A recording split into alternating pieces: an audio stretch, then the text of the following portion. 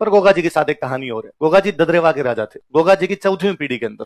उसके अंदर एक वे थे करम सिंह चौहान, जो यहाँ ददरेवा के राजा थे। उन्होंने इस्लाम स्वीकार कर लिया, इसलिए वे कहलाए कायम खान। क्या कहलाए? करम सिंह चौहान थे, बाद में क्या कहलाए? कायम खान। वो कायम खान साहब जो थे, उनके जो वंशज हुए वो कहलाए कायम खानी मुस्लिम। आपके और मेरे लिए गोगा जी देवता है। आप और मैं गोगा जी के इसलिए जाते हैं क्योंकि सांप से डर लगता है। कायम खानियों के लिए गोगा जी देवता नहीं, उनके दादाजी है, तो उनके तो वो है। तो कायम खानी मुस्लिम बहुतायत से वहां जाते हैं, बहुतायत से जाते हैं। तो बाद में मंदिर भी किससे लिखा मिलेगा आपको? मकबरे।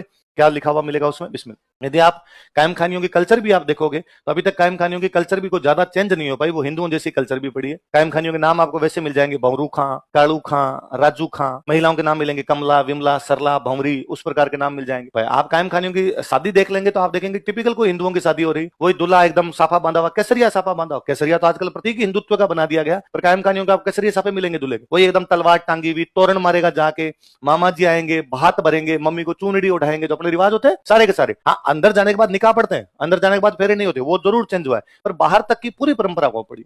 और चूंकि कायम खानी इस क्षेत्र में राजा थे उस समय, गोगा जी राजा थे, तो बाद में कायम खानी इस क्षेत्र के राजा हुए, इसलिए कायम खानियों में वो लड़ाई वाली परंपरा भी जारी है। यदि आप कभी राजस्थान के वीर चक्कर, शौर्य चक्कर ये सब उठा के देखेंगे, उसमें कायम खानियों के नाम बहुतायत से मिलेंगे। आप कभी झुंझुनू, सीकर, चूरू, नागौर के गांव में जाएंगे, कायम खानियों के गांव आप देखेंगे, हर गांव में शहीद है। इवन अपने यहाँ पे कायम खानियों पे बुक लिखी गई, कायम रासो। नियामत खां जो फतेहपुर के रहने वाले थे, कायम रासो लिखते हैं, तो वो बताते हैं कि हम पहले चौहान थे,